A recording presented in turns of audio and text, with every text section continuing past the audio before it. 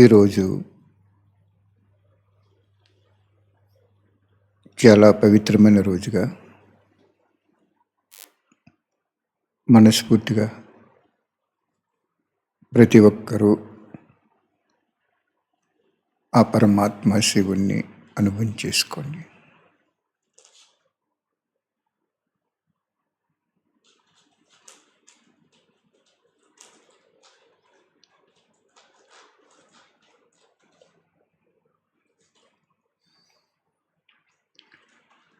నక్షత్రమండలం పైన బంగారు వర్ణం గల ధామంలో నిరంతరము జ్యోతి స్వరూపంలో ప్రకాశిస్తున్న ఆ పరమశివుని నుండి మన బ్రుకుట్లో ఉన్న ఆత్మకి ప్రవాహంలో ఒక దివ్య అలౌకిక దైవశక్తి, ఆ పరంపిత శివ పరమాత్మని యొక్క శక్తి వస్తున్నట్లు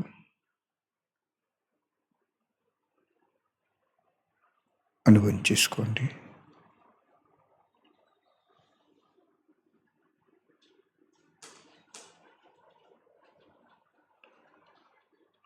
ఆ శక్తి ఆత్మ నుండి మన శరీరంలో ప్రతి అవయవానికి వెళ్ళి ఆరోగ్యం ఇస్తున్నట్లు, మనస్సుకి ఆత్మలో ఉన్న సూక్ష్మ శక్తులైన మనసుకి ప్రశాంతత,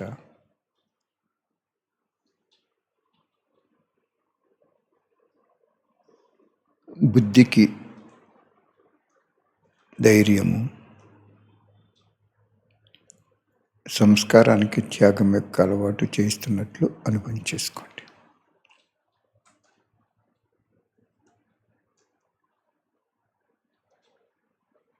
ఇంకా మిగిలి ఉన్న శక్తి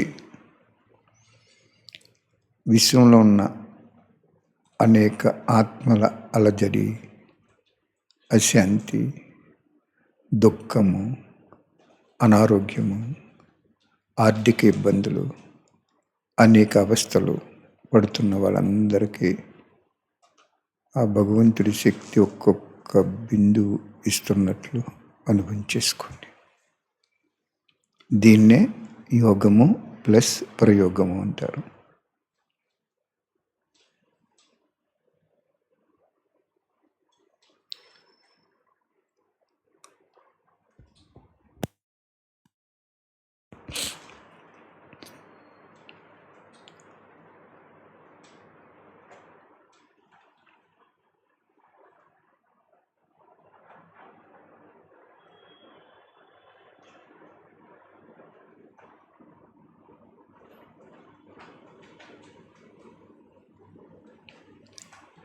ఈరోజు భగవంతుడు ప్రజాపిత బ్రహ్మకుమారి ఈశ్వరీయ విశ్వవిద్యాలయంలో 86 సంవత్సరాల నుండి టీచర్గా అద్భుతమైన అవినాశి ప్రాప్తి కల పాపాన్ని భస్మం చేసి పుణ్యాన్ని ప్రసాదించే చదువు మనకి చెప్పారు.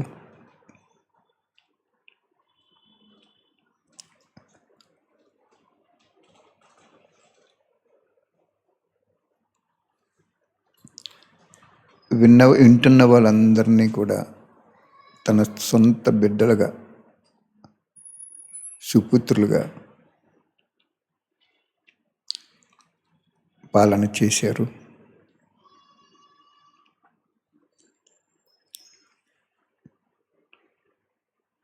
ఉపాధ్యాయుడిగా ఏ విధమైన ఫీజు తీసుకోకుండా, ధనం తీసుకోకుండా, వయసుతో నిమిత్తం లేకుండా, స్త్రీ పురుష భేదం లేకుండా, కుల భేదం లేకుండా, మత భేదం లేకుండా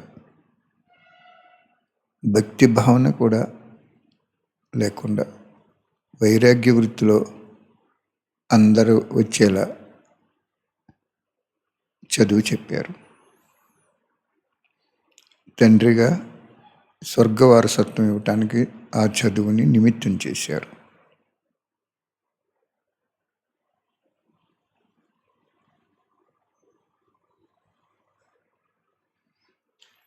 2015 ఆ చదువు తల్లి పాత్ర, వారసత్వం ఇచ్చే తండ్రి పాత్ర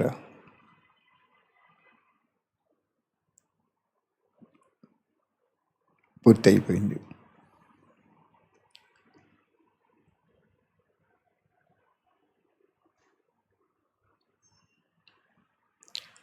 రెండు 2015లో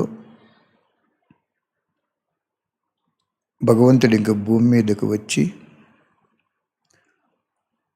ఒకరి శరీరం చెప్పాను కదా గుళ్ళో 2 నందులని, ఇంకా శరీరాన్ని తీసుకోవటం మానేసి సద్గురు పాత్రలోకి మారిపోయారు భగవంతుడు. ఎప్పుడు 2015లోనే మారిపోయారు.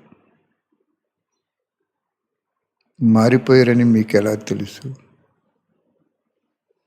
చదువు ఎప్పుడైతే ఒక మీడియాని తీసుకొని చదువు చెప్పటం మానేశారో,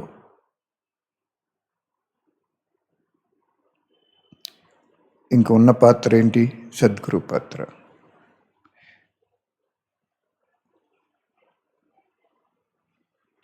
ఆ పాత్ర అప్పటి నుంచి అభినయించుకుంటూ వచ్చారు.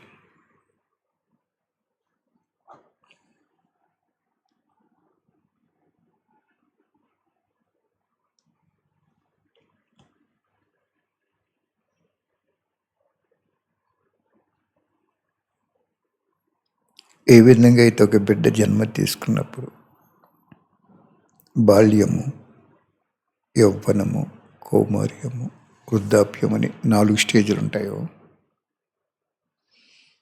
అలాగే భగవంతుడి భూమి మీదకి వచ్చినప్పుడు ఆయన ఒక్కరే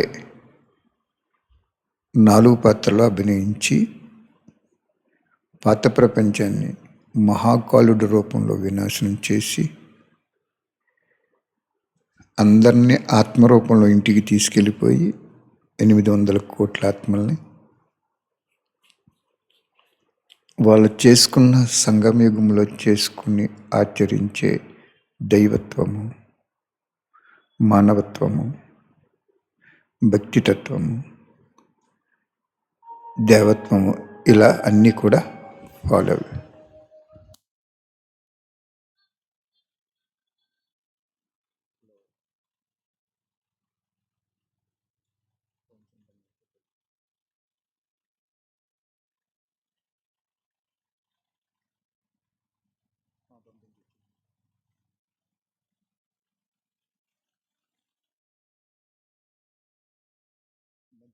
పంపించేటప్పుడు చెప్పండి వచ్చిందో లేదు మీకు మళ్ళీ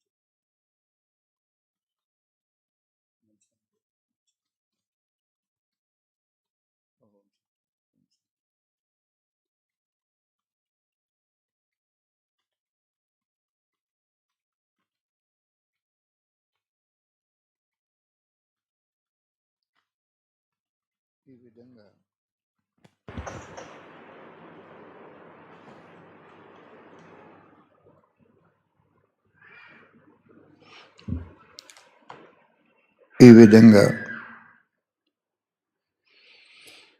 ఏ విధమైతే ఒక పుట్టిన బిడ్డ ఒక్క శరీరమే ఇన్ని మార్పులు చెందుతుంది కదా,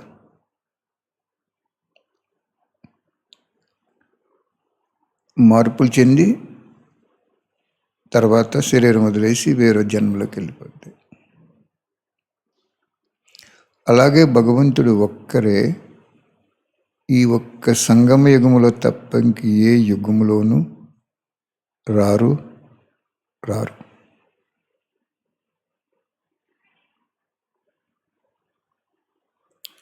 అటువంటి భగవంతుడు ఇప్పుడు సద్గురు రూపంలో మారిపోయారనేది దివ్య బుద్ధి ఉన్న మనకి జ్ఞానం ఆధారంగా మనకి పరిస్థితుల ఆధారంగా తెలిసిపోతుంది. సద్గురు రూపంలోకి వెళ్ళినప్పుడు ఏం చేస్తారు?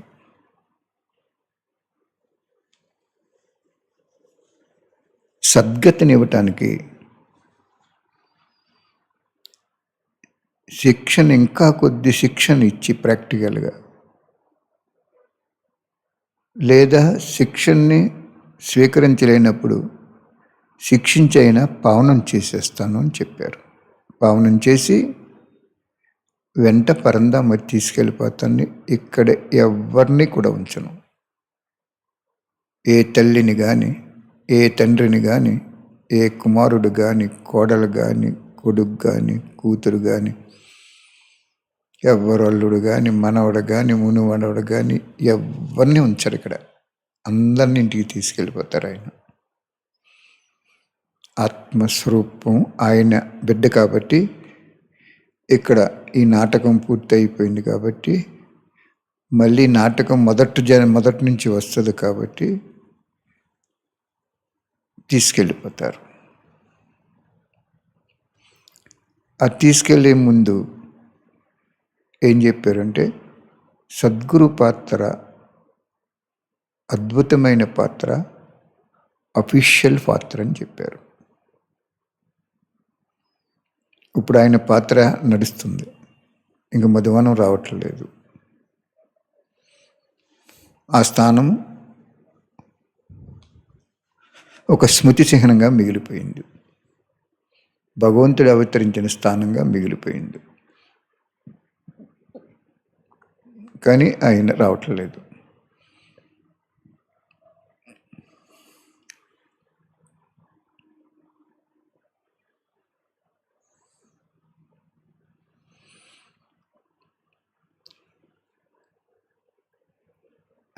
ఈ సద్గురు పాత్రలో ఈ ప్రాత ప్రపంచము సమాప్తి అయిపోద్దని వాణిలో తెలియజేశారు. ఈ వాణిలోని రెండవ నంది శరీరంలో ప్రవేశించి వెళ్ళినప్పుడు చెప్పారు. దాన్ని అవ్యక్త వాణిలు అంటారు.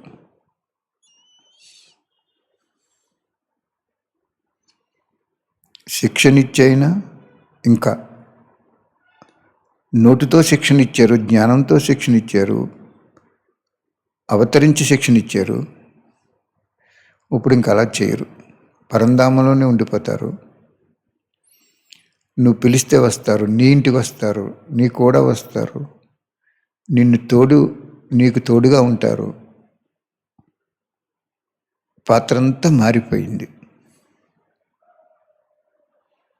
2015 నుంచే మారిపోయింది. ఎప్పుడైతే రెండవ నంది అయిన దాదీజీ శరీరంలోకి రావటం మానేశారో, దాది ఉండగా పాత్ర మారిపోయింది అనేది స్పష్టంగా అర్థమవుతుంది.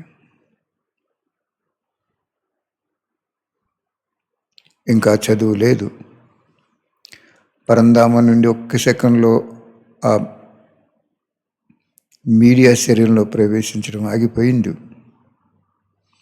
మనందరం ఒక మిలనం చేసుకునే దైవాన్ని ప్రత్యక్షంగా ఎదురుగుండా ఒక మానవ శరీరంలో పాత్రపనితున్న అద్భుతమైన దృశ్యము సమాప్తి అయిపోయింది. కానీ ఈ పాత్ర మాత్రం పరంధామ నుండి నడిపిస్తున్నారు, ఈ సద్గురు పాత్ర. సద్గురు భక్తులు ఏం చేస్తారు? మంత్రోపదేశించి చెవిలో ఎవరికి చెప్పకుండా దాన్ని వల్లి వేస్తే నీకు జయం జరుగుతుందని చెప్తారు.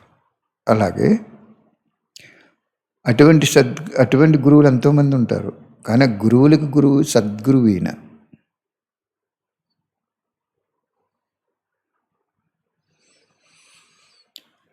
ఇంకా ఏం శిక్షణ ఇస్తున్నారు? ఏం చెప్పారు? సద్గురు పాత్రలో విశేషత 1,00,000 రెట్లు ప్రత్యక్ష ఫలము.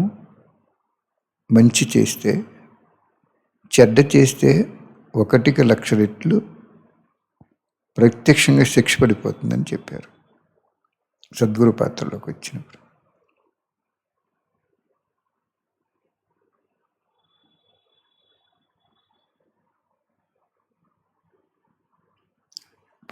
పుట్టిన పిల్లవాడు ముసలివాడు అవ్వాడని ఎవరికి తెలుస్తుంది?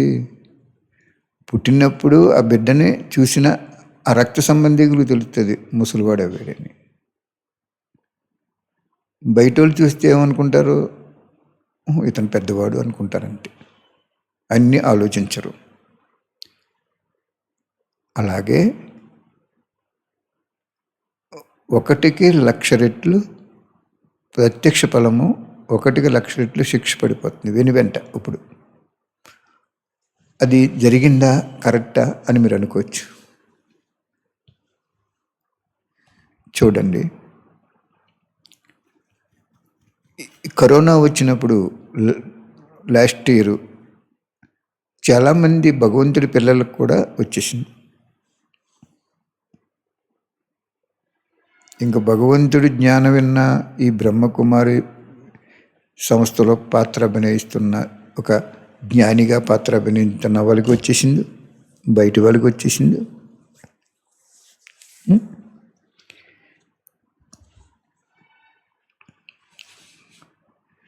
తర్వాత చరిత్ర వెనక్కి వెళ్తే మనకి తెలిసినంత మట్టికి బయట వాళ్ళు చెప్పే ఆధారంగా మనకన్నీ తెలుసు. మనకు భగవంతుడి జ్ఞానం చెప్పాడు కాబట్టి అన్నీ తెలుసు. మాస్టర్ త్రికాల దర్శనం. మనం ఏం చేశారు? ఆయన లాక్డౌన్ పెట్టి గుళ్ళు మూతపడిపోయినాయి, చర్చిలు మూతపడిపోయినాయి, మసీదులు మూతపడిపోయినాయి, పుణ్యస్థలాలు మూతపడిపోయినాయి, ఆర్థిక లావాదేవీలు మూతపడిపోయినాయి, వ్యాపార వ్యవహారాలు మూతపడిపోయినాయి, ట్రాన్స్పోర్ట్ మూతపడిపోయింది, ఉద్యోగ వ్యవస్థ మూతపడిపోయింది, విద్యా సంస్థలు, ఇలాగా చెప్పుకుంటూ వెళ్తే ఎన్నో ఉంటాయి. అవన్నీ మూతపడిపోయినాయి.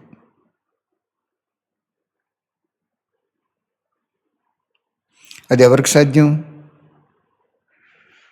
భగవంతుడు ఒక్కడికే సాధ్యం. ఆ పరమాత్మ ఒక్కడికే సాధ్యం, ఇంకెవరికి సాధ్యం కాదు. కొన్ని సంవత్సరాల క్రితం ప్లేగ్ వ్యాధి వచ్చిందని చెప్పారు. అప్పుడు ఎన్ని మూతపడినాయా? మూతపడలేదు. సద్గురు పోస్టులోకి వచ్చినప్పుడు 1కి 1,00,000 రెట్లు శిక్షణ ఇస్తాను, ప్రాప్తి కూడా వెంటనే ఇస్తాను, తప్పు చేస్తే 1కి 1,00,000 రెట్లు వెంటనే శిక్షిస్తాను అని చెప్పారు పరమాత్ముడు. అది ప్రాక్టికల్గా మీకు దివ్య బుద్ధి ఉంటే తెలిసిపోతుంది.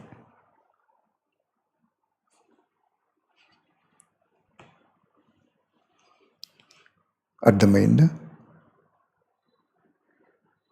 భక్తి మానేయండి. ఇంకా గుళ్ళో విగ్రహాలు ఒకప్పుడు దేవతలు ఉండేవారు, వాళ్ళు స్మృతి చిహ్నాలు అయ్యి. గాంధీ గారు ఎప్పుడో ఉన్నారు, ఆయన ఇప్పుడు ఎక్కడో జనన మరణ చక్రంలో తిరుగుతున్నాడు. కానీ ఆయన చేసిన కార్యము ఇక్కడ విగ్రహ రూపంలో ఉండిపోయింది. ఉన్నారు ఇప్పుడు ఆయన లేరు. అలాగే పరమాత్ముడు జ్ఞాని ఆత్మలకి, సంస్థలో ఉండి వినేటువంటి వాళ్ళకి చెప్పాడు, బయట వాళ్ళకి కూడా కొన్ని వేదాల ద్వారా, ఉపనిషత్తుల ద్వారా కూడా చెప్పించాడు. ఎవ్వరు వినలేదు. ఏం చేశాడు? సడన్గా అన్నీ మూతపడిపోయినాయి.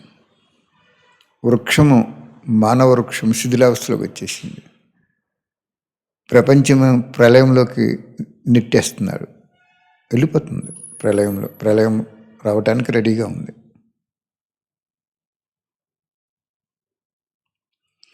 అలాగే మంచి కార్యాలు చేసిన వాళ్ళకి ప్రత్యక్షంగా ఆయన ప్రాప్తి ఇచ్చేస్తున్నారు. అనుభవం అవుతుందా? హాస్పిటల్స్ ఎప్పుడో చెప్పారు, అంతు చిక్కని వ్యాధులు వస్తాయి, డాక్టర్లు మందులు కనిపెట్టే లోపల చాలామంది చనిపోతారు, చనిపోయినప్పుడు కాల్చేవాడు కూడా ఉండరు అని చెప్పాడు. శవాలు గుట్ల గుట్ల కింద పడతాయని చెప్పారు. ఎప్పుడు చెప్పారు? దాదీజీ శరీరంలోకి వచ్చి జ్ఞానం చెప్పినప్పుడు అదొక వాణి. వాణి అంటే మాట, భగవంతుని మాట. అది జరుగుతుంది కదా. సద్గురువులోకి వచ్చేసినప్పుడు ఇటువంటివి జరుగుతాయి. వెంటనే శిక్ష, వెంటనే ప్రాప్తి. చూడండి, కోర్టులో కేసులు పెండింగ్ ఇచ్చినప్పుడు ఒక సమావేశం పెట్టి, దాన్ని ఏదో అంటారు, గుర్తులేదు నాకు, అలా పెట్టి వెంటనే సెటిల్మెంట్ చేసేసేవారు కదా. అలాగే ఇప్పుడు ఆయన మనందరికీ, జ్ఞానులందరికీ కూడా ఏం చెప్పారు? ఒక్కడినే నమ్ముకో,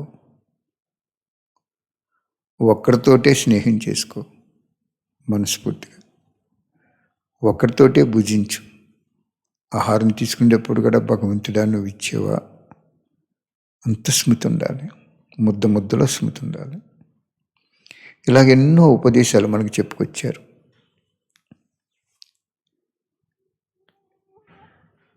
విన్న వాళ్ళు ఉన్నారు, లేని వాళ్ళు ఉన్నారు, ఆచరించిన వాళ్ళు ఉన్నారు, ధిక్కరించిన వాళ్ళు ఉన్నారు. వాళ్ళు ఉండే అర్థాన్ని బట్టి, శక్తిని బట్టి, అర్థం చేసుకున్నాన్ని బట్టి పాత్ర అభినయించారు. ఓకే, ఇప్పుడు ఏం జరుగుతుంది? ఇంకా ప్రపంచం అతిలోకి వెళ్ళిపోతుందని చెప్పారు.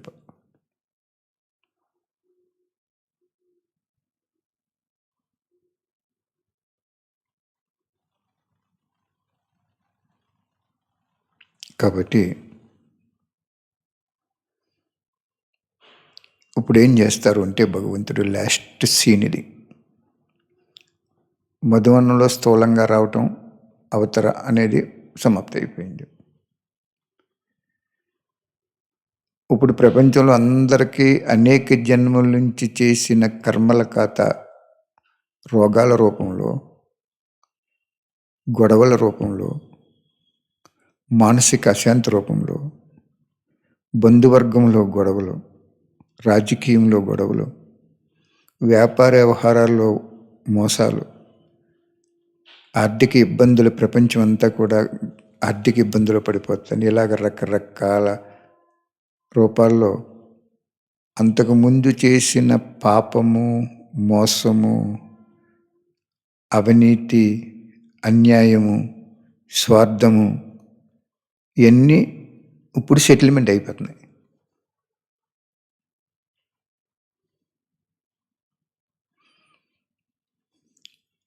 మరి భగవంతుడు వచ్చాడు, ఆయన యుగం నడుస్తుంది, సంగమ యుగం. మరి ఆయన ప్రత్యక్షమవి వీళ్ళందరినీ బాగు చేయొచ్చు కదా అని మనకు ప్రశ్న వస్తుంది. నేను కూడా అనుకునేవాడిని, భగవంతుడి దయాహృదయుడు కదా, ఎందుకు ఇలా జరుగుతుంది అంటే, ఈ కర్మల, ఆయన సహాయం చేస్తే ఈ కర్మల ఖాతా ఉండిపోద్ది. అది మళ్ళీ నెక్స్ట్ జన్మకి వచ్చేస్తుంది, రాకూడదు అలాగా. ఇంక జన్మలు లేవు కదా ఇక్కడ, మళ్ళీ సైకిల్ పూర్తి అవుతుంది కదా. అందుకు ఆయన ఏం చేశారు అంటే, ఈ ఖాతా పూర్తి అయ్యే వరకు సైలెంట్గా ఉన్నారు ఆయన. జ్ఞానులకైనా, అజ్ఞానులకైనా, భక్తులకైనా, ప్రజలకైనా, ఎవరికైనా సరే ఒకే విధంగా ఉండిపోయారు ఆయన. ఇంకా సహయోగం చేయటం ఆగిపోయింది. వాళ్ళ పుణ్యాన్ని బట్టి ఆ పుణ్యమే సహయోగం అవుతుంది. చూడండి, మనకి చెప్తారు, ధర్మాన్ని రక్షించండి, అది మిమ్మల్ని రక్షించదు అంటారు. ధర్మం అంటే అదొక శక్తి. ఆ శక్తిని మనకి ఇచ్చినవాడు ఎవరు? భగవంతుడు. ఇప్పుడు ఏం జరుగుతుంది అంటే, చాలామందికి అనారోగ్య రూపంలో ఖాతా పూర్తయిపోయింది. లక్షలు కూడా ఖర్చులైపోయినాయి. ఆర్థిక ఇబ్బందులకు వెళ్ళిపోయారు. గవర్నమెంట్ కూడా అంతంత మాత్రమే నడపగలుగుతుంది. ఆదాయం తగ్గిపోతుంది గవర్నమెంట్కి కూడా. ఈ విధంగా అతిలోకి వెళ్ళిపోయినప్పుడు అంతమైపోద్దని చెప్పారు పరమాత్ముడు. వృక్షము శిథిలం అవుతూ మొదలైనప్పుడు అది కొన్నాళ్ళకి పడిపోద్ది, ఉండదు. కాబట్టి ఏం జరుగుతుంది అనేది ఇప్పుడు మనం క్లుప్తంగా తెలుసుకుని ఇంకా ఈ ఎపిసోడ్స్ ఈ రోజుతో సమాప్తి చేసుకుందాం. ఏం చెప్పారు అంటే, ప్రజాపిత బ్రహ్మకి మొట్టమొదటి దృశ్యం ఏం చూపించారు? చతుర్భుజంతో కూడిన మహావిష్ణువుని చూపించారు. అప్పుడు ఏం చెప్పారు? నీ ఆత్మ 5,000 సంవత్సరాల క్రితము ఇటువంటి మహావిష్ణువు శరీరాన్ని ధరించి లక్ష్మీనారాయణగా పాత్ర అభినయించింది సత్యగుణని చూపించారు. ఓకే, అది అర్థమైపోయింది ఆయనకి. నేను 84 జన్మల క్రితం ఇటువంటి వాడిని. ఓకే. రెండేం చూపించారు? అగ్ని వర్షం కురుస్తున్నట్టు పైనుండి. బీచ్ మొత్తం ఇదంతా భూగోళం అంతా కూడా ఎంత ప్రశాంతంగా అయితే ఇప్పుడు తిరుగుతుందో, తెల్లారుతుందో, చీకటాడుతుందో, అప్పుడు నీరు, గాలి, అగ్ని, పంచతత్వాలు ఉన్నాయి కదా, భూమి, ఆకాశం, ఇవన్నీ కూడా ఒకేసారి అలజల్లోకి వెళ్ళిపోతాయని చెప్పారు. ఇప్పుడు ఏమవుతుంది? ఎక్కడో భూకంపం వస్తుంది. ఇప్పుడు చూడండి, ఈరోజు అమెరికాలో న్యూస్లో ఏం చెప్తున్నారు?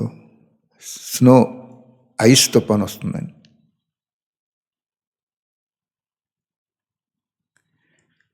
ముందు ముందు ఇంకా ఈ భూతత్వము, గాలితత్వము, నీటి తత్వము, ఆకాశతత్వము, ఇవన్నీ తత్వాలు కూడా ఒకేసారి విజృంభించేస్తాయని చెప్పారు. ఒకేసారి మీ దగ్గరికి 10 మందికి అప్పు చేశారు మీరు. 10 మంది ఒకేసారి మీ దగ్గరికి వస్తే మీరు ఏమైపోతారు? అలజడైపోతారు. ఒక్కొక్కళ్ళు వస్తే ఏదో సర్ది చెప్తారు. అర్థమైందా? ఒక్క నిమిషం ట్రాఫిక్ కంట్రోల్ వినియోగం చేసుకోండి.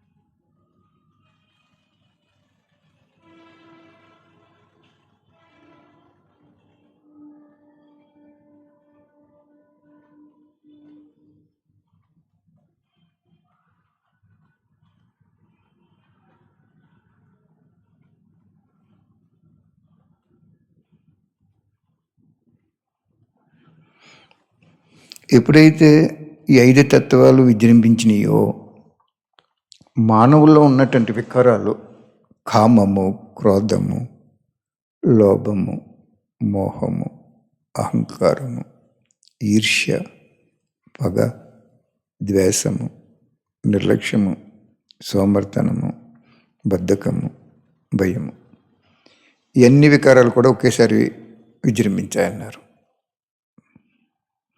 కోపం ఉన్న వాళ్ళకి కోపం ఎక్కువైపోద్ది. ఇలాగా ఈ వికారాలన్నీ కూడా ఈ వాయుమండలంలో ఏమైపోతాయంటే, చూడండి, ఎక్కువ వరదలు వచ్చినప్పుడు నీరు కాలుష్యం అయిపోయి అనారోగ్యం గురైపోతారని చెప్తారు కదా. అలాగా మనం ఆత్మలో దాగి ఉన్న 5 తత్వాలు విజృంభించేస్తాయి. ఒకేసారి 5 తత్వాలు విజృంభించేస్తాయి. అదే చూపించారు మొట్టమొదట ఆ ప్రజాపిత బ్రహ్మకి. ఇప్పుడు ఆ దృశ్యం రాబోతుంది. రాబోయే దృశ్యం చూపించారు ఆయనకి. పైనుంచి అగ్నివర్షం కురుతుందంటే అణుబాంబులు అన్నమాట. ఎవరి దేశాన్ని వాళ్ళు రక్షించుకోవటానికి పోరాడి వాళ్ళకు వాళ్ళే రక్షణ కోసం మొత్తం ఒకరికొకరు క్రోధం అనే అగ్నిలో భస్మైపోతాయి అన్నీ. అక్కడ నీతి ఉండొచ్చు, రక్షించుకోవటం అనేది ధర్మమే.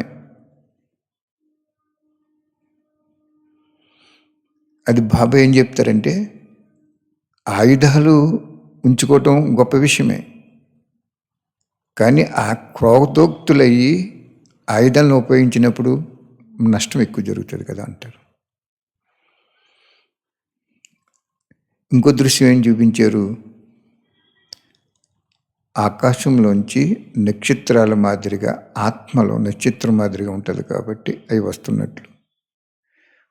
అప్పుడు ఈ ప్రజాపిత బ్రహ్మ ఏం చేశారంటే, ఓహో ప్రభు ప్రభు నేను భీతిల్లేను, చూడలేకపోతున్నాను, నువ్వు ఒక దివ్య బుద్ధిని ప్రసాదించి మైక్రోస్కోప్లో చూపించినట్టు ఒక వస్తువుని పెద్దదిగా మైక్రోస్కోప్ ఎలా చూపించదో అలా చూపించేవు, నేను భీతిల్తున్నాను, నువ్వు నీ విశ్వరూపం చూపించమంటే అప్పుడు దేవతలు పాత ప్రపంచం వినాశనం అయిపోయిన తర్వాత దేవతలు అంటే నక్షత్ర ఆత్మలు అన్ని పరంధామకి వెళ్ళిపోతాయి. అక్కడి నుంచి వెంటనే ఈ భూమి దేవభూమిగా మారిపోద్ది. ఏమన్నాడు ఆయన, విశ్వబ్రహ్మ ఆర్డర్ చేయగానే మహల్ తయారైపోతాయి అన్నారు. విశ్వానికి బ్రహ్మ పరమాత్మ శివుడు, ఈ ఈ సౌర కుటుంబంలో ప్రజలకు బ్రహ్మబాబా దాదా లెక్రాస్. అర్థమైంది ఎంత తేడా ఉందో. ఈ ఒక్క సౌర కుటుంబానికి ఈయన బ్రహ్మ, భగవంతుడు చేసాడు ఈయన్ని, నీ ప్రజలు నువ్వే తయారు చేసుకో అని. ఆయన ఎవరో కోటాను కోట్లు గెలాక్షీలకి బ్రహ్మ. ఆయన ప్రైమ్ మినిస్టర్కి రాష్ట్ర మినిస్టర్కి తేడా లేదా? ప్రైమ్ మినిస్టర్ అంటే అన్ని రాష్ట్రాలకి మినిస్టర్, అయిన రైట్స్ ఉంటాయి వాళ్ళకి. అలాగే చూపించారు. కాబట్టి ఇప్పుడు ఏం జరుగుతుందంటే, జ్ఞాని ఆత్మలో, అజ్ఞాని ఆత్మలో, భక్తి ఆత్మలో, గురువులు, సాధు సన్యాసులు, ప్రజలు, దుర్మార్గులైన సన్మార్గులైన ఎవరైనా ఏ సూక్ష్మకాత చిన్నదున్నా కూడా అనారోగ్య రూపంలో కానీ, అప్పుల రూపంలో కానీ, అలజడి రూపంలో కానీ ఇలాగా వాళ్ళు ఖాతాలు పూర్తి చేసేసుకుంటున్నారు. ఖాతాలు పూర్తయ్యే వరకు భగవంతుడి ప్రత్యక్షం అవడు. ఇంకా జాగ్రత్తగానండి, 2-3 పాయింట్లు ఉన్నాయి. మరి భగవంతుడు ప్రత్యక్షం అయిపోయి వాళ్ళకి సహయోగం చేసేయగలడు. హాస్పిటల్లో ఒక జ్యోతి కింద కనపడి, బిడ్డ ఎందుకు బాధపడుతున్నావు, నీ శరీరంలో నుదుటి తిలకం పెట్టుకునే చోట ఒక జ్యోతి ఉంది, బ్రహ్మబాబాకు చూపించినట్లు, నువ్వు నన్ను జ్ఞాపకం చేసుకో, నీకు అన్నీ తగ్గిపోతాయని చెప్పచ్చు కదా. ఆయన చెప్పగలరు కదా. ప్రజాపిత బ్రహ్మకే చూపించాడు కదా దివ్య దృష్టి ఇచ్చి బహుమతిగాని.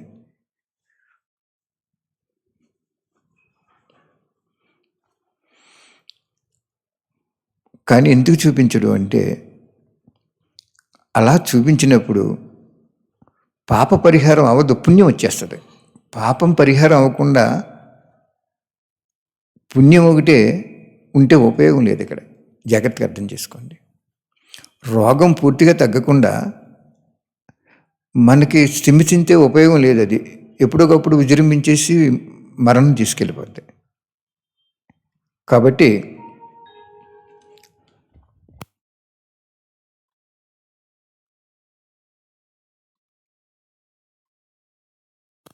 కాబట్టి నేను అనుకున్నాను, భగవంతుడు ప్రజాపిత బ్రహ్మకుమారి ఈశ్వరీజ్వాలం ద్వారా ఎలా అయితే జ్ఞానం చెప్తున్నాడో అందరికీ అలా సాక్షాత్కారం అవి వాళ్ళకి జ్ఞానోదయం కలగజేయచ్చు కదా అని అనుకున్నాను నేను.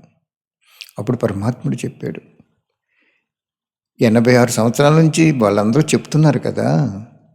ఎవరు వింటున్నారు? చిత్ర ప్రదర్శన పెట్టారు, సెంటర్స్ పెట్టారు. పరమాత్ముడు వచ్చి వినండియా, శాంతిగా ఉండండి అంటే మరి విన్నారా? వినలేదు. ఇంక సాక్షాత్కారం అయిపోయాడు అనుకోండి, వాళ్ళ పాపాలు అలాగ ఉండిపోతాయి. అనుభవించైనా యోగం భగవంతుడు కలిగితోటైనా పాపాన్ని భస్మం చేసుకోవచ్చు. బాబాని, భగవంతుణ్ణి ప్రజాపిత బ్రహ్మకుమారి ఈశ్వరీయ విశ్వవిద్యాలయము ద్వారా అనుభవం చేసుకుంటే పాపాలు భస్మం అయిపోతాయి. ఈ విశ్వవిద్యాలయం నడిపించే వాళ్ళకు కూడా అంత శక్తి సరిపోవట్లేదు భగవంతుని గురించి చెప్పటానికి, ప్రత్యక్షం చేయటానికి. గుళ్ళో పూజారి ఆర్తకర్పూరం ఇచ్చి ఆ విగ్రహాన్ని ఇంకా దగ్గరగా బాగా చూపించగలడు, కానీ ఆ విగ్రహం మాట్లాడేలాగా కానీ సాక్షాత్కారము ప్రసన్నత అయ్యేలాగా కానీ చేయగలడా? చేయలేడు. అది పూజారిలోనే లేదా శక్తి, చూసేవాళ్ళలోనే లేదు శక్తి. ఒకవేళ సాక్షాత్కారం చేస్తే బయటికి వెళ్ళి మర్చిపోయి మళ్ళీ అధర్మంగానే నడుచుకుంటారు. అంటే ధర్మంగా నడుచుకున్నప్పుడు భగవంతుని కూడా మనం తెలుసుకోక్కర్లేదు, అన్నంత శక్తి ఉంటుంది ధర్మంలో. ఆ ధర్మశక్తిని ప్రబోధించేవాడు ఆయనే. అందుచేత ఇప్పుడు ఏం చేస్తారు అంటే, ఈ ఖాతాలు, అనారోగ్య ఖాతాలు చాలా మట్టికి పూర్తి అయిపోతున్నాయి. తర్వాత యుద్ధం వస్తుంది. అదే యుద్ధం చూపించారు పరమాత్ముడు ఆయనకి, లాస్ట్ సీన్ అది. అప్పుడు ఏం జరుగుతుంది అంటే, ఈ జ్ఞానంలో ఉన్న వాళ్ళకు కూడా ఖాతాలు పూర్తి అయిపోయి సంపూర్ణం అయిపోతారు. వాళ్ళని ఏమంటారంటే శక్తిపీఠాలు అంటారు. మన భారతదేశంలో 18 శక్తిపీఠాలు ఉన్నాయి. 56 శక్తిపీఠాలని కూడా చెప్తారు. అంటే 18లోంచి చిన్న చిన్న శాఖల కింద వచ్చినాయి అన్నీ కూడా శక్తిపీఠాలే. మొత్తం 56 శక్తిపీఠాలు ఉన్నాయి. అందులో 18 శక్తిపీఠాలు బాగా శక్తిపీఠాలు. తిరుపతి వెంకటేశ్వర స్వామికి కన్ను మూసి కన్ను తెరిచేటప్పుడు ఒకరు దర్శనం అవుతారు. అదే ఇంకో చోట వెంకటేశ్వర స్వామి గుడి ఉంటే అవుతుందా? అవుతుందా చెప్పండి? అదే వెంకటేశ్వర స్వామి గుడే, అదే అక్కడదే వెంకటేశ్వర స్వామి గుడే. అలాగే భగవంతుడు ఈ జ్ఞానం ఉన్నవాళ్ళు వాళ్ళ కర్మల ఖాతా పూర్తి అయిపోయినప్పుడు వాళ్ళని శక్తిపీఠాల కింద తయారు చేసేస్తాడు ఈయన.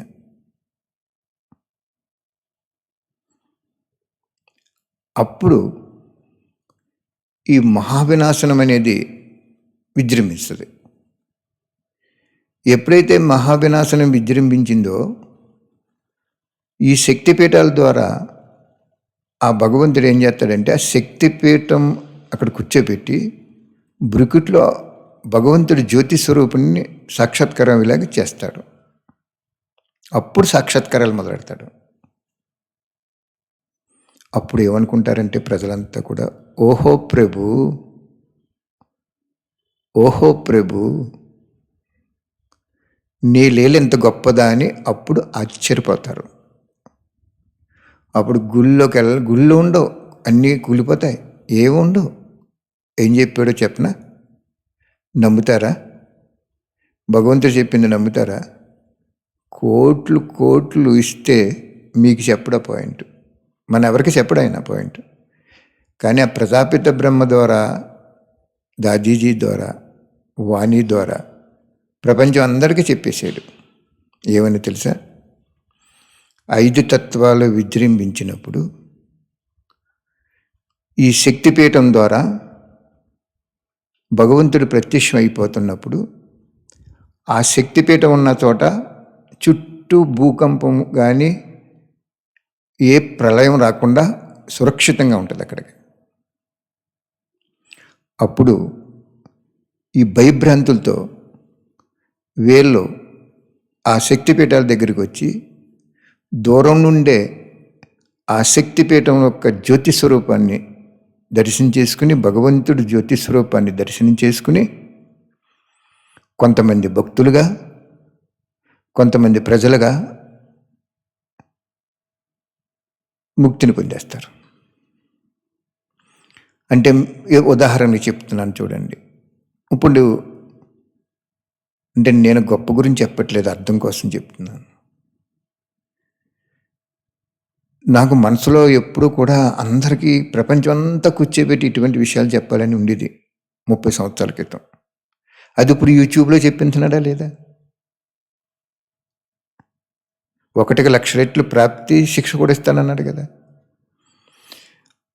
ఎప్పుడైతే మనం ఇలాగా ఉన్నామో, మన బ్రుకుట్లో పరమాత్మ జ్యోతి స్వరూపుడు కాబట్టి జ్యోతి స్వరూపం సాక్షాత్కారం అయిపోద్ది వాళ్ళకి.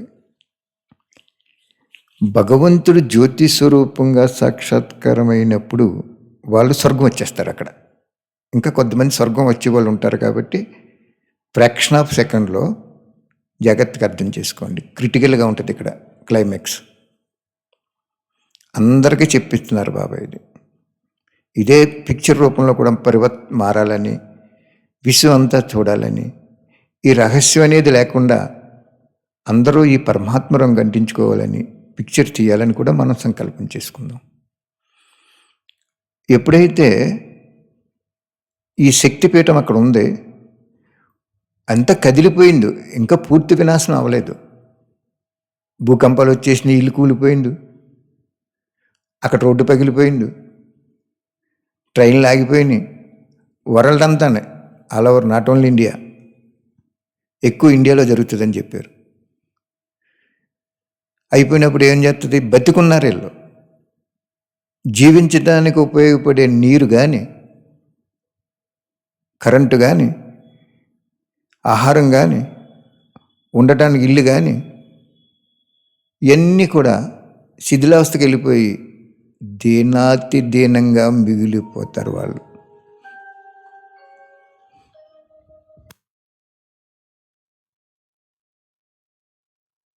దీనాతి దీనంగా మిగిలిపోతారు. దిక్కు చూడలేక, ఏ దిక్కులు కూడా ఉండలేక మిగిలిపోతారు.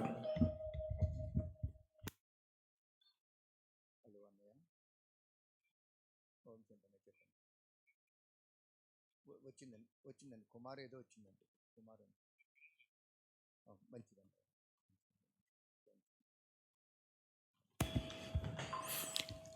దిక్కులేని వాడికి దేవుడే దిక్కు అన్నట్టు, దిక్కులేని వారిగా ఒంటరిగా అన్నీ పోగొట్టుకుని బంధువుల్ని పోగొట్టుకుంటారు. అధోగతి అయిపోతుంది అక్కడ. ఒకరిని ఒకరు రక్షించే వాళ్ళు ఉండరు. ఎవరికి వాళ్ళు అభాగ్యులుగా మిగిలిపోతారు. అశాంతితో విలయతాండం చేసేస్తుంది. అల్లజడి ఎలాగుంటుందంటే, దొంగతనాలు, దోపిళ్ళలాగా ఎలాగైతే ఉంటుందో ఒకేసారి ఒక గుంపు వచ్చేసి బందిపొడి దొంగలాగా ఎలా ఉంటుందో అలాగా పూర్తిగా చనిపోము. మన ఇల్లు కూడా కూలిపోతాయి, భూకంపాలు వస్తాయి, సముద్రం పొంగుతుంది. తుఫాను వచ్చిన తర్వాత ఆ దృశ్యం ఎలా ఉంటుందో అలాగ ఉండిపోయి మనుషులు మిగిలిపోతారు. అప్పుడు ఈ ఇండియాలో ఈ 56 శక్తిపీఠాల దగ్గరికి వీళ్ళకి సంకల్పం వస్తుంది. అక్కడ అద్భుతం జరుగుతుందంట, భగవంతుడు కనపడుతున్నాడంట అని వస్తారు వాళ్ళు. పెద్ద క్యూ ఉంటుంది అప్పుడు చెప్పారు ఆయన. ఓకే, అప్పుడు వాళ్ళకి మన బ్రుకిట్లో జ్యోతి కనపడినప్పుడు వాళ్ళు స్వర్గం వస్తారు. 30 కోట్లు రావాలి కదా త్రేతాయుగంలో. స్వర్గంలో ప్రజల కింద వచ్చేస్తారు. కొంతమందికి దేవత కింద సాక్షాత్కారం అవుతారు. వాళ్ళకి ఆంజనేయుల భక్తులు అనుకోండి, సాక్షాత్కారం అవుతారు ఆంజనేయుల కింద. అప్పుడు వాళ్ళు భక్తులు అవుతారు. భక్తులు ఇప్పటి వరకు భగవంతుడి జ్యోతి అని తెలుసుకోలేదు. తెలుసుకుంటే ప్రజాపిత బ్రహ్మకుమారి ఈశ్వరీద్యాలయానికి వెళ్తారు కానీ గుళ్ళకి వెళ్ళరు. వాళ్ళు తెలుసుకోలేదు. ఈ సంస్థ కూడా అంతగా అనుభవం చేయించలేకపోయింది పూజారిలాగా. స్వయం భగవంతుడే నేనే అనుభవం చేయించాలి, ఆ బిడ్డలను కూడా, ఆ భక్తులు కూడా నేనే అనుభవం చేయించుకోవాలనుకున్నాడు. ఈ అనుభవం చేయించకపోతే మళ్ళీ వీళ్ళు పుట్టడానికి గతులు ఉండవు. ఈ భూమి సూది మనం మోపిన భూభాగము పరమాత్ముడిది, భగవంతుడిది. నీరు, గాలి, వెలుతురు, everything belonging to God only, alone, belonging to God. అప్పుడు మళ్ళీ వీళ్ళు సద్గురు పాత్రలో ఉన్నాడు కాబట్టి సద్గతి ఇవ్వాలి కాబట్టి ఈ భక్తులకి వచ్చే ఇగో ఈ దేవతకు కూడా దేవుని నేనే అని జ్ఞానోదయం కలగజేసి సమాప్తి చేస్తాడు. మరి ఇతర దేశాలు ఉన్నాయి కదా, మన ఇండియాలో 18 శక్తిపీఠాలు, సబ్ శక్తిపీఠాలు 56 మొత్తం.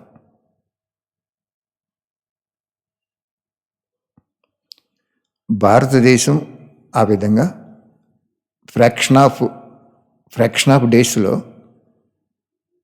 అందరూ సాటిస్ఫై అయిపోతారు. భగవంతుడు జ్యోతి స్వరూపుడు, దేవత, భగవంతుడు ఒక్కడే, దేవతలు అనేక మంది అనేది అర్థమైపోద్ది. ప్రైమ్ మినిస్టర్ ఒక్కడే, చీఫ్ మినిస్టర్లు అనేక మంది అర్థమవుతుంది. మరి ఇతర దేశాలు 222 దేశాలు ఎన్నో ఉన్నాయి మొత్తం. మరి వాళ్ళకి ఎవరు చెప్తారు? వాళ్ళు ఇండియా రాలేరు. అక్కడ వాళ్ళు కూడా భగవంతుడి పిల్లలే. వాళ్ళకు కూడా భగవంతుడి సాక్షాత్కారం అవ్వకపోతే పుట్టడానికి గతులుండవు. ఏ కుటుంబంలో బిడ్డ పుడితే ఆ కుటుంబం వారసత్వం ఎలాగైతే వస్తుందో అలాగే ఇదంతా భగవంతుడిది, మన ఎవరిది కాదు. మనందరికీ వంతుల వారిగా ఇచ్చాడంతే. అప్పుడు కొంతమంది మధుహను వెళ్ళిపోతారు. లాస్ట్లో చోటు వదిలేయండి అని ఒక సంకేతం వస్తుంది పరంధామం నుండి. కొంతమంది అంతిమ ట్రైన్ ఉంటుంది, మధుహను వెళ్ళిపోతారని చెప్పాడు బాబా.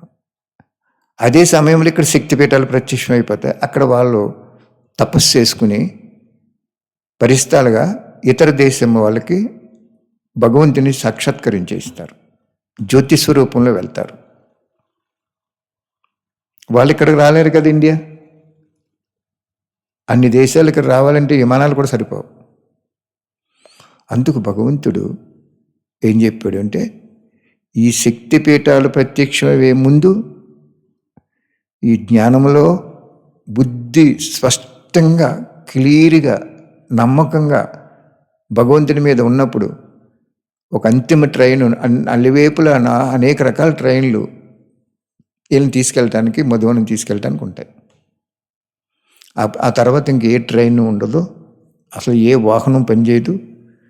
టెలిఫోన్స్ కానీ, ఫోన్స్ కానీ, వైర్లెస్ కానీ ఏమి కూడా ఉండవని చెప్పారు. అన్ని సాధనాలు సమాప్తి అయిపోతాయని చెప్పారు. అప్పుడు వాళ్ళు అక్కడ తపస్సు చేసి, ఇవన్నీ ఒక రోజులోనే అయిపోవు, సమ్ డేస్ పడతాయి. అది మనం చెప్పలేం. ఇదివరకు సెల్ ఫోన్, ఇదివరకు ఫోన్ చేయాలంటే కాల్ బుక్ చేసి వెయిటింగ్ చేయవలసి వచ్చేది. ఇప్పుడు సెకండ్లో వెళ్ళిపోతుంది. అప్పుడు ఏం చేస్తారంటే, ఈ మధువనం సంపూర్ణ స్థితి పొందిన ఆత్మలో అక్కడ యోగం చేసి వాళ్ళ పరిస్థ శరీరాలు, ఆత్మకి సూక్ష్మ శరీరం ఉంటుందని తెలుసు కదా, ఆ పరిస్థాల శరీరంతో వాళ్ళకి, ఇతర దేశాలకి, వాళ్ళకి వాళ్ళ బ్రుకిట్లో జ్యోతి కనపడి భగవంతుడి జ్యోతి అని చెప్పిస్తాడు. వాళ్ళు రారు, వీళ్ళు వెళ్తారు వాళ్ళందరి దగ్గరికి, అన్ని దేశాల్లోని.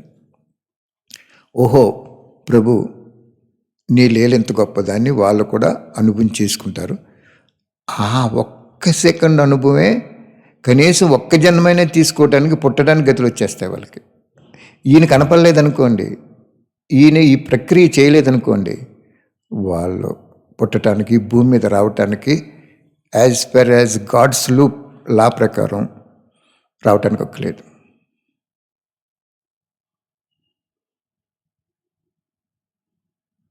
మనమే ఒక దేశం నుంచి ఒక దేశం వెళ్ళడానికే పాస్పోర్ట్ కావాల్సి వస్తుంది. అటువంటిది పరమాత్మ దివ్య సంకల్ప శక్తి చేత మొట్టమొదటి సృష్టి ఆదిలో జన్మ తీసుకున్న ఈ భూమి ఆయనకు హక్కు ఉంది కాబట్టి మళ్ళీ ఈ భక్తులు కానీ, ఈ ప్రజలు కానీ, దేవతలు కానీ ఎన్ని రావాలి అంటే ఆయన తెలుసుకోకుండా రాలేవు. అది చాలా స్పెసిఫిక్ లా, అది అన్కామన్ పిక్యులర్ లా అది.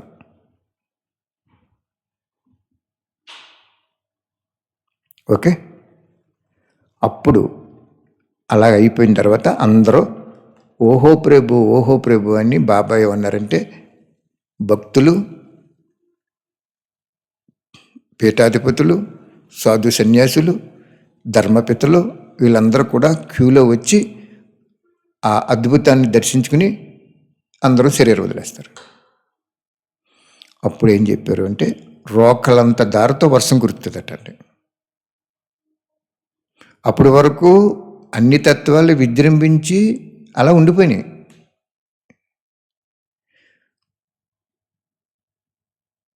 కానీ జీవించున్నారు వీళ్ళందరూ. ఇప్పుడు వరద వచ్చింది, మొత్తం కొట్టుకెళ్ళిపోవట్లేదు కదా. అలాగా అప్పుడు పరమాత్ముడు ఏం చెప్పాడు అంటే, ఒక వాణిలో రోకలే ఏనుగు తొండం ఎంతైతే లావుగా ఉందో ఒక్కొక్క దారి అంత లావుగా వర్షం కురుతుందట.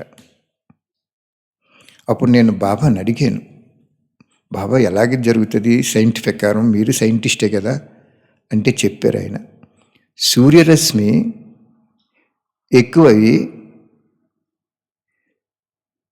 సముద్రం నీరంతా ఆవిరైపోద్దట.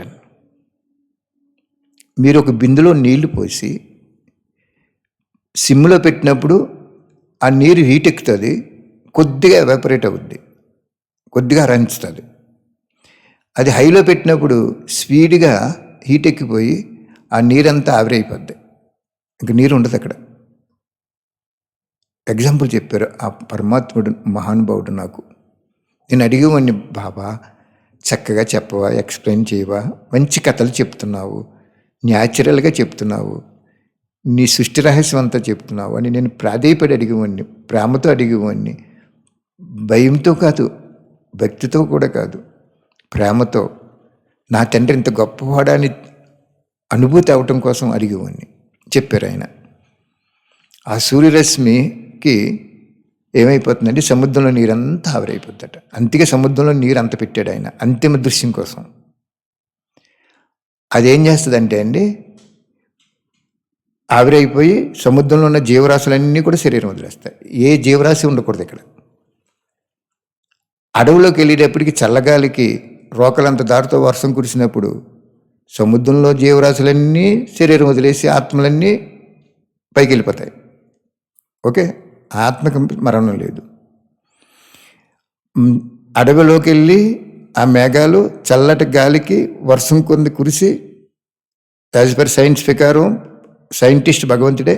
God is not only A scientist but also a philosopher. అది గుర్తించుకోండి మీరు. వేర్ సైన్స్ ఈజ్ రిక్వైర్డ్ అక్కడ సైన్స్ చెప్తాడు, వేర్ ఫిలాసఫీ ఈజ్ రిక్వైర్డ్ అక్కడ ఫిలాసఫీ చెప్తాడు.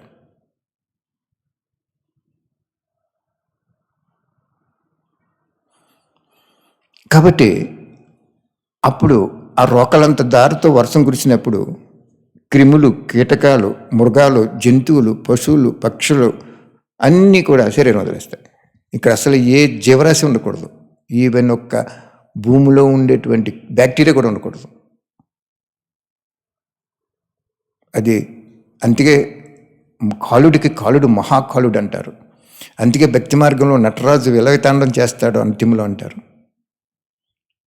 అప్పుడు ఈ నీరంతా రోకలంత దారితో ఎప్పుడైతే కురిసిందో మన ఇంట్లో ఉన్నటువంటి ఫర్నిచరు, కార్లు, మోటార్ సైకిళ్ళు అన్నీ కూడా ఆ ప్రెజర్కి మళ్ళీ సముద్రంలోకి వెళ్ళిపోతాయి. పరమాత్మ చెప్పాడు, ఇంత క్లియర్గా వాణిలో ఇవ్వలేదు. రోకలంత దారితో వర్షం కురుతుంది అన్నాడు తప్ప. నేను అడిగాను, తండ్రి చక్కగా సినిమా మంచిగా చెప్పావు, ఈ లోకమనే సినిమా గొప్ప అద్భుతమైన డైరెక్టర్ నువ్వు, ప్రొడ్యూసర్ నువ్వు, యాక్టర్లుగా మమ్మల్ని పెట్టుకున్నావు నువ్వు, నాకు కథ చెప్పమంటే చెప్పారు. అప్పుడు మీరు అడగండి చెప్తారు. మీరు భగవంతుడితో మాట్లాడుతూ నేర్చుకోండి, మీతో మాట్లాడతాడు. భగవంతుడితో స్నేహం చేయండి మనసుతో, ఆయన తిరిగి మీకు 100 సార్లు నా మధురమైన పిల్లలు అంటారు. భగవంతుడి దగ్గర అంత గొప్ప లీల ఉంది, లయం ఉంది. అప్పుడు ఆయన చెప్పారు, ఇవన్నీ కొట్టుకెళ్ళిపోతాయటండి. ఈ మేళ్ళలో ఈ మిద్దులు ఇవన్నీ కూడా ముక్కల కింద అయిపోయి, అంత ప్రెజర్ ఉంటేనే కానీ మళ్ళీ సముద్రంలోకి వెళ్ళవి. సముద్రం అంతా కూడా దీంతో నిండిపోద్ది, వేస్ట్ మెటీరియల్తో నిండిపోద్ది.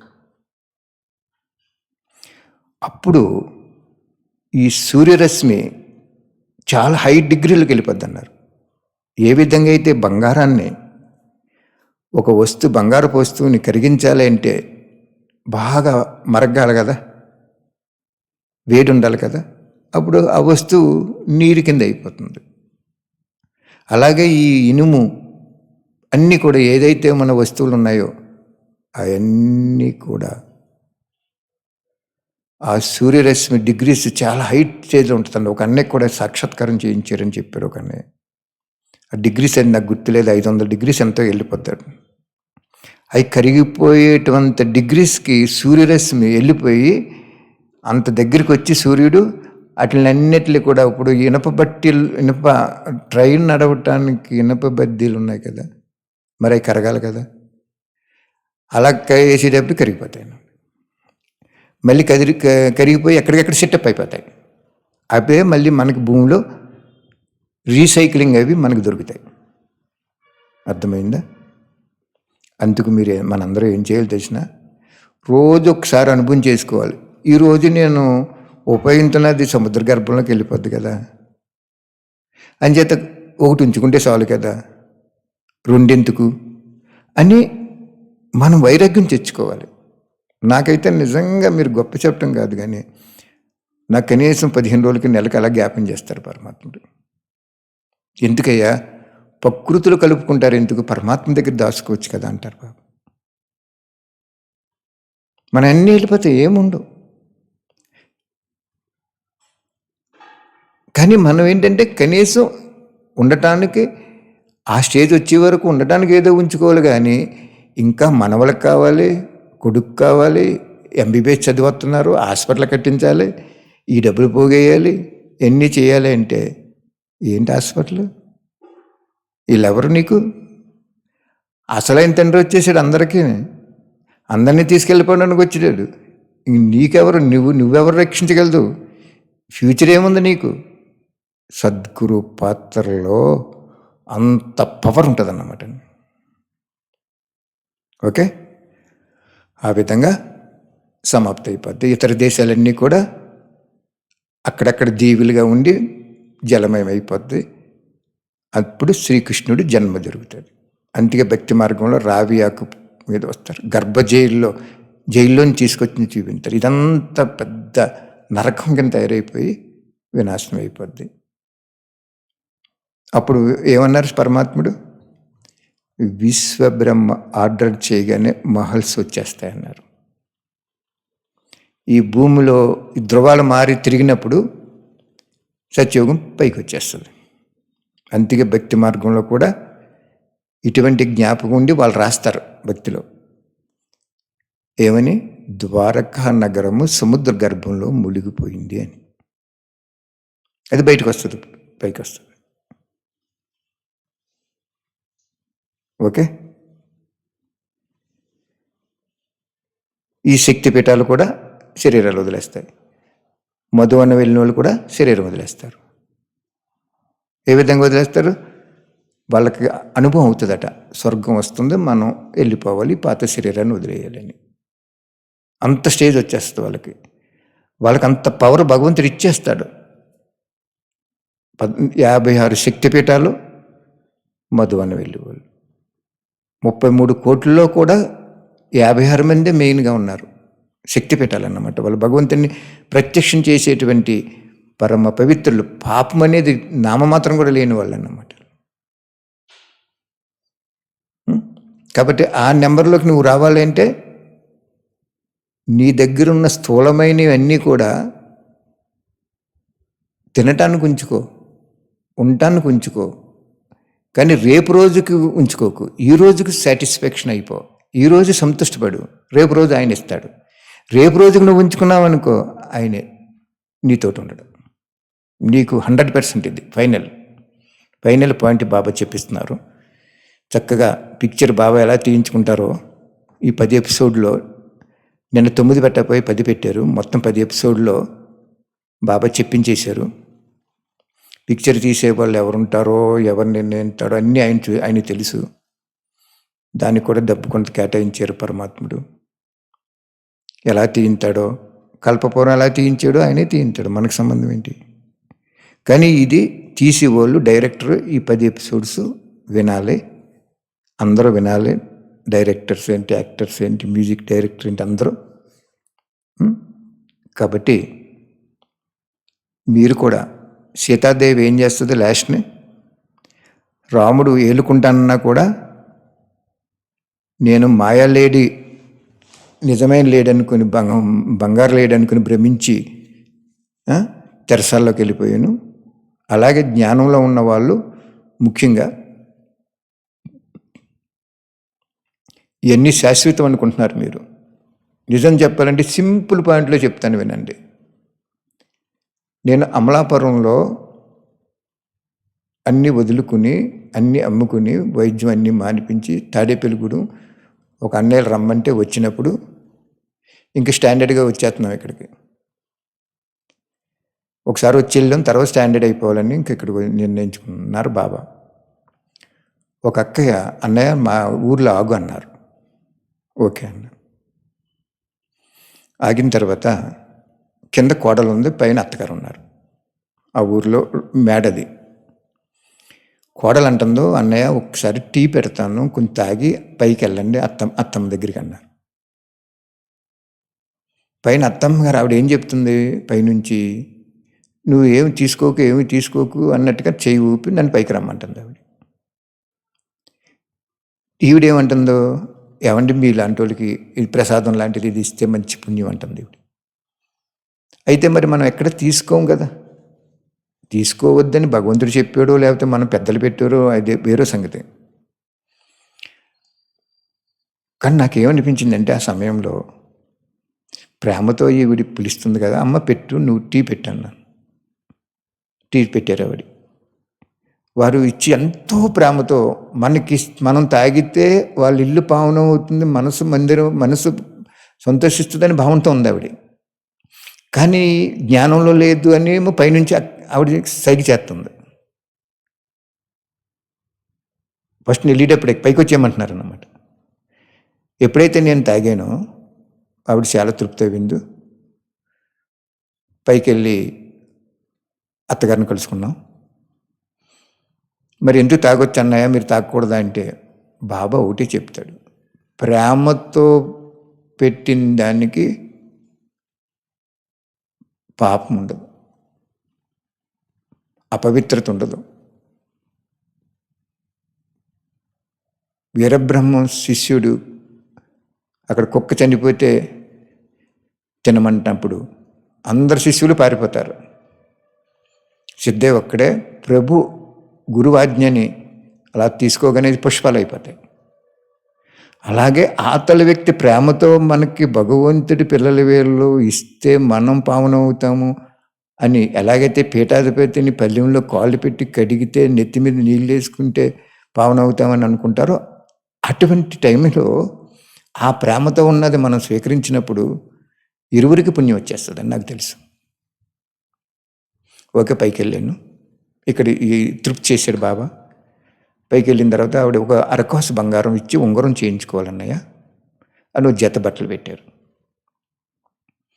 బాబా వెంటనే చెప్పారు నాకు, ఎవరి నుంచి నువ్వేది స్వీకరించకూడదు, అది ఈశ్వరుడి నియమం. అది సేవ కోసం అర్పితం చేసింది అసలు స్వీకరించకూడదు. సేవ కోసం అర్పితం చేయలేదు ఆవిడ. నేను త్యాగం చేశాను, త్యాగం చేసి పుట్టినూరులో తాత ముత్తాతలు ఉన్న ఊరిలో అష్టైశ్వర్యాలతో ఉన్న ఊరిని వదిలికి వెళ్ళిపోతున్నాడని ఆవిడలో నా త్యాగము ఆవిడకి నాకు పెట్టాలనిపించింది, కానీ భగవంతుడికి కాదు. అక్కడ బాబా ఏం చేశారు, నేను తెలియకుండా గర్వంలోకి వెళ్ళిపోతానని, ఇచ్చిన వాడిని మర్చిపోతానని, తీసుకెళ్ళిన వాడిని మర్చిపోతానని బాబా ఏం చెప్పారు అంటే, స్వీకరించకూడదు అన్నారు. స్వీకరించకూడదంటే తీసుకోకూడదని కాదు, అక్కడ స్వయానికి ఉపయోగించకూడదు. అప్పుడు బాబాయ్ మరి ఏంటి, ఏం చేయాలి అంటే బాబాయ్ ఏమన్నారంటే, ఆవిడ ఉంగరం చేయించుకోమంది కదా, అంటే నిన్ను చూసింది అక్కడ. నేను నీ చేత చేయించే త్యాగాన్ని చూసింది తప్ప, నీ త్యాగాన్ని చూసింది కానీ నేను చేయించాను ఆ త్యాగానికి నేను అంగీకరించాను నన్ను మర్చిపోయింది అక్కడ. మీ ఇద్దరికి ఖాతా ఏర్పడిపోద్ది. అందుచేత నువ్వేం చేస్తావంటే, అమ్మ నీ తృప్తి కోసం ఉంగరం చేయించుకుంటాను, కానీ నేను తర్వాత కొద్ది రోజుల తర్వాత అమ్మేసి భగవంతుడి యజ్ఞంలో వేసేస్తాను. నీకు ఇష్టమైతే ఇయ్యి. రేపు ఎప్పుడైనా వచ్చినప్పుడు నా ఏళ్ళని ఉంగరం చూసి నువ్వు లేదే ఏం చేసాడు ఇతను అమ్మేసుకున్నాడు అనుకుంటావేమో. అమ్ముకోను. భగవంతుని నమ్ముకుని భగవంతుడి ప్రత్యక్షత కోసము సేవ కోసము అర్పితం చేసుకుంటాను అన్నాను అని చెప్పించారు బాబా. రియల్గా నాకు జ్ఞాపకం, పక్కా జ్ఞాపకం. అదొక పెద్ద పరీక్షలాగా. అంటే వెంటనే వాడి కొంచెం ముఖం వాడిపోయింది. కానీ ఎప్పుడైతే నీతి, నిజాయితీ, సత్యత, సభ్యతతో తండ్రిని ప్రత్యక్షం చేశామో, అలాగే బాబు చేసుకో అన్నారు. అలాగే ఎందుకు చెప్పాను అంటే, నేను ఇది మీ దగ్గర ఉన్నది, మీరు తినటానికి ఉండటానికి ఉంచుకోండి. కానీ రేపు నా కూతురికి, అల్లుడికి, కొడుక్కి, కోడలకి, మనవలకి, మునుమనవలకి, నాకు కావాలని మీరు ఉంచుకుంటే, సద్గురు పోస్టులో ఉన్నాడు కాబట్టి, శిక్షణ ఇచ్చాడు కాబట్టి, శిక్షణని అతిక్రమింతే, శిక్షించడం అంటే అతను శిక్షించడు, ధర్మరాజు అతను. అప్పుడు మనకు పశ్చాత్తాపం వస్తుంది అన్నమాట. నేను ఇన్ని రకాలుగా చిక్కిపోయాను అని పశ్చాత్తాపమే పాప పరిహారం జరుగుతుంది, కానీ పదభ్రష్టం అయిపోద్ది, ప్రాప్తి ఉండదు మనకి అక్కడ. అర్థమైందా? అంతగా నాకు ఇప్పటికీ ఏమనిపించదంటే, ఎంత సింపుల్గా ఉండాలనిపించదంటే, ఒక్క శరీరం తప్ప, ఆ శరీరానికి 2-3 జతలు తప్ప, ఏదో పడుకోవడానికి ఒక మంచం తప్ప, లేకపోతే ఒక కింద అయినా ఒక చాప తప్ప, రోజు తినడానికి ఏదో కొన్ని కాయగూరలు ఉంటే చాలు. అంత స్టేజీ బాబా నాకు ఈ జ్ఞానంలోకి వచ్చినప్పుడు, చంటి పిల్లోడికి ఉగ్గు ఎలా పట్టిస్తారో, వసపట్టి మాటలు ఎలా నేర్పుతారో, అలాగే తన జ్ఞానము అవ్యక్తవాణీలు సొంతంగా చదివించుకుని నన్ను అలా నడిపించాడు బాబా. కాబట్టి మీరు కూడా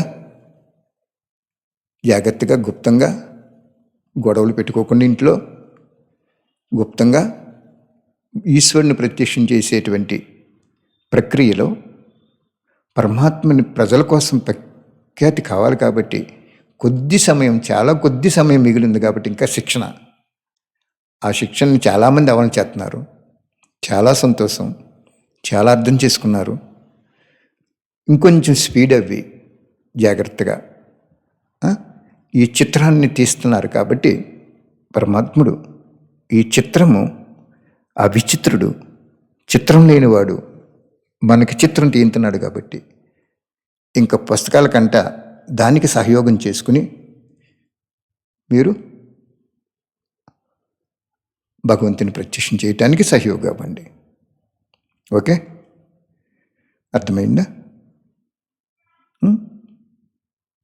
శక్తిపీఠాలు ప్రత్యక్షం అయినప్పుడు ఇంకా మనం ఏమి స్వీకరించడం, మన అన్నీ కళ్ళ ముందు కనపడిపోతాయి, పనికిరాని వస్తువుల కింద కనపడిపోతాయి.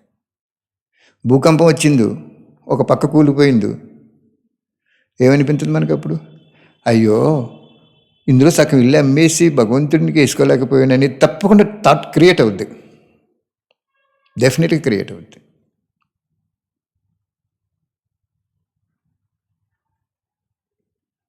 ఎంచేతంటే అంతిమ జన్మ జ్ఞానంలో ఉన్న వాళ్ళందరికీ లోనిచ్చాను, లోని జన్మ నీ శరీరం లోను, నీ పిల్లలు, భార్య, భర్త ఎందరూ కూడా లోకధర్మంగా సంబంధం పెట్టుకోకుండా సంభాళించడానికి ఇచ్చాను. సంబంధం పెట్టుకుంటే అటాచ్మెంట్ వస్తుంది, సంభాళించడానికి అనుకుంటే వైరాగ్యం వస్తుంది. సంకల్పంలో ఉంచుకోకండి, శారీరకంగా ఉండండి, కానీ మనసులో ఉంచుకోకండి. అప్పుడు మీకు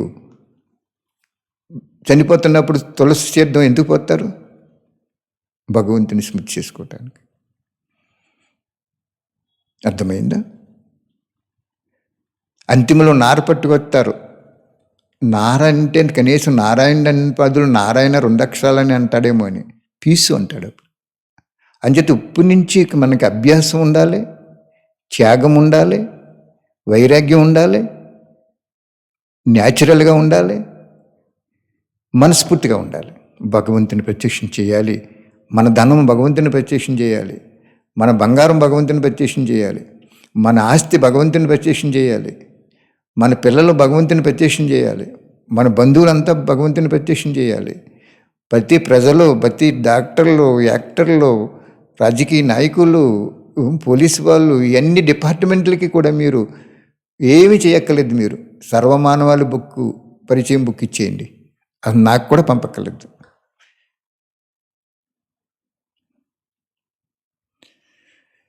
ఏదో పిక్చర్ కూడా డబ్బు రెడీ చేశారు బాబా, చేసుకుంటాడు. మనదేంటండి యజ్ఞం, బాబా చేసుకుంటాడు. కాబట్టి మీ తనువుని, మనసుని, ధనాన్ని పంచతత్వాలతో కలిపేసి రోకలంత దారితో సముద్రంలో తీసుకెళ్ళిపోయి ముందు శివబాబా, బాబా తండ్రి, నా ఇంట్లో వాళ్ళు 1 పైసా కూడా ఇవ్వట్లేదయ్యా, ఇదిగో నా దగ్గర ఇంతే ఉంది, నీ ప్రత్యక్షతకు ఉపయోగించండి. మీరు సంకల్పం చేయండి, జమైపోద్ది. మీరు దాచుకుందామనుకున్నారనుకోండి, దోచుకునే రోజు వచ్చేస్తుంది. ప్రకృతి దోషేస్తుంది, జప్తు చేసేస్తుంది మన అన్నిని. స్థూలం మీరు అర్థం చేయండి, అప్పుడు సూక్ష్మ భగవంతుడు ఇస్తాడు. థ్యాంక్ యూ బాబా. ఇదివరకు మీకు అన్నీ చెప్పారు. ఈ 10 ఎపిసోడ్స్ శివబాబా, ఎవరికి నువ్వు అనుభవం చేస్తావో, ఎవరిని డైరెక్టర్గా పెడతావో, ఎవరిని ప్రొడ్యూసర్గా పెడతావో, ఎవరిని ఏ యాక్టర్గా పెడతావో, ఏ వాక్యాలు ఎలా చెప్పిస్తావో, కానీ ఆ సినిమాలో నువ్వు ఒక్కడవే ప్రత్యక్షం అవ్వాలి. అన్ని భాషల్లోనే రిలీజ్ అవ్వాలి. మీ శుభభావన మాలో ప్రవేశించి మా ఆత్మ ఈ విధమైనటువంటి పాత్రకి నిమిత్తం అయింది. కాబట్టి అనేక ఆత్మలో బిందువు కలిసి చెరువు అవ్వాలంటావు. కాబట్టి అందరినీ సహయోగం చేయించుకుని నీకు నచ్చిన వాళ్ళని, నీకు నచ్చటువంటి నీకు అందరూ నచ్చుతారు, నీకోసం ప్రోకులాడేవాడిని ఉపయోగించుకుంటావు నువ్వు. నాకు తెలుసు నువ్వు అందరి కోసం ప్రోకులాడతావు, కానీ అందరూ నీకోసం ప్రోకులాడరయ్యా, ఆడరు. ఇదే డ్రామా, ఇదే సృష్టి. నువ్వు సృష్టించిన పిల్లలు కూడా నీ గురించి ప్రోకులాడరు, కానీ నువ్వు ప్రోకులాడతావు. నువ్వు ప్రోకులాడుతున్నావు కాబట్టే భక్తుడికి సాక్షాత్కారం అవి 1 సెకండ్లో నీ తండ్రి వచ్చాడని చెప్పిస్తున్నావు. ఓహో ప్రభు, ఓహో తండ్రి, నీ లీలంత గొప్పదాన్ని వాళ్ళ హృదయంలోంచి ఒక స్మరణ తీసుకొస్తున్నావు. నువ్వు అందరి కోసం ప్రోకులాడుతున్నావు. అందరికీ పునర్జన్మ 1 జన్మైనా ఇవ్వాలి. 5000 సంవత్సరాల్లో ఈ భూమి మీదకి వచ్చి భార్య పిల్లలతో సుఖం ఉండాలని ప్రోకులాడుతున్నావు. నువ్వు అందరూ నీ కోసం ప్రోకులాడుతున్నారా? నువ్వు ప్రత్యక్షం అవ్వాలంటే ఆఫ్టర్ ఓన్లీ 1 నైట్ సాల్. అందరి కళలో కనపడి నేను జ్యోతి స్వరూపాన్ని, పరంధామ నివాసిని, బ్రహ్మ, ప్రజాపిత బ్రహ్మకి సాక్షాత్కారం అనేట్టు చూపించగల శక్తి కలవాడు నువ్వు. కానీ మాకు ప్రాప్తి ఉండదని ప్రాప్తి కోసం మమ్మల్ని ప్రోకులాడమంటున్నావు. ఓకే బాబా, థ్యాంక్ యూ బాబా. మధురమైన బాబా, సర్వాత్మలకి తండ్రి అయిన బాబా, విశ్వానికి పిత అయిన బాబా, అనంత విశ్వాన్ని రహస్యాన్ని ఎంత సింపుల్గా చెప్పేసేవయ్యా 10 ఎపిసోడ్లో. తపస్సు 10 సంవత్సరాలు ఒంటి కాలు మీద తపస్సు చేసేవాళ్ళని చూసాం, పీఠాధిపతులను చూసాం, గుళ్ళో విగ్రహాలు, దేవతల విగ్రహాలు చూసాం, ప్రపంచం అంతా చూసాం. 10 ఎపిసోడ్లో నీ రహస్యం అంతా చెప్పేశావు. కాబట్టి నిమిత్తంగా నా డ్యూటీ పూర్తి అయిందని నేను సంతోషిస్తున్నాను, ఆనందిస్తున్నాను. నువ్వే చేసుకోమని నీ చేతుల్లోకి పెట్టేస్తున్నాను నేను. మీకే అర్పితం, సర్వం మీకే అర్పితం బాబా. మమ్మల్ని ఎవరినెవరినైతే మా కుటుంబాన్ని నిమిత్తం చేసుకున్నావో, మా కుటుంబం ద్వారా ఎంతమందిని తయారు చేసావో, వాళ్ళ తరపుని మొత్తం విశ్వమంతా తయారు చేసేస్తావనే ధైర్యంతో, ఆనందంతో, కోటాను కోట్లో మమ్మల్ని ఎన్నుకున్నందుకు మీ రుణము ఎన్ని జన్మలు కానీ ఎన్ని కల్పాల్లో కూడా తీర్చుకోలేము. మీకు రుణపడి ఉండటం మా అదృష్టం. మీరు మాకు రుణపడటం మా అదృష్టం కాదు. మేము మీకు రుణపడటం మా అదృష్టం. ఏంటి అదృష్టం అంటే, రుణం ఉంటేనే కదా మీకు సేవకుడిగా ఉంటాం. రుణం ఉంటేనే కదా మీరు విశ్వానికి సేవ చేయించారు కదా బాబా. మీరు మాకు రుణపడటం కాదు, మేము మీకు రుణపడితే ఉంటే ఆ రుణం తీర్చుకోవటం కోసం మిమ్మల్ని ప్రత్యక్షం చేయాలనేటువంటి పరితపన విశ్వ కళ్యాణం చేయించేస్తుంది, పావనం చేయించేస్తుంది, ప్రపంచాన్ని పరివర్తన చేసేస్తుంది. Thank you Baba, thank you very much, thank you very much. మీరే చేయించుకోండి. అందరి తరపుని మీకే అర్పితం చేసేస్తున్నాం. ఈరోజు ఈ సెకండు మమ్మల్ని నిమిత్తం చేశారు ఇంతవరకు, కానీ మీరు చేసుకోవాలి. ఇంకెక్కడి నుంచి మీదే బాధ్యత. Thank you Baba, thank you very much.